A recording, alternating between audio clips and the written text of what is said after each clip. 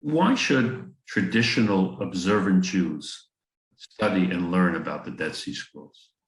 Well, I would say that the first thing to understand is that the Dead Sea Scrolls illustrate, they really prove in many cases, early dates of some texts that we only know from rabbinic texts that are dated later on.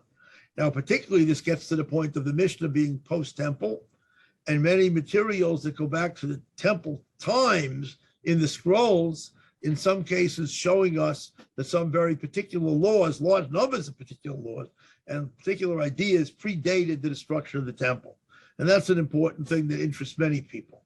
Another thing, though, however, which is probably a little different than what many of them thought, is to understand that the Second Temple period was a period of tremendous debate in Judaism.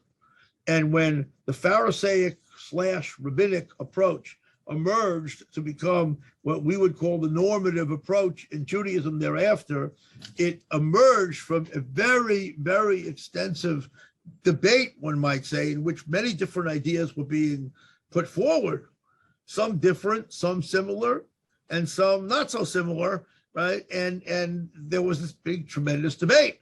And the kinds of debates we see in rabbinic literature, even debates pertaining to the earlier period, are only a small part of the way in which these things were being debated. We have like the tip of the iceberg. Let's give you one small example. We have the debate about when Shavuot is observed. Now, that debate is part, we know from the scrolls, of a much bigger debate about whether to use a lunar calendar or a solar calendar in terms of the months.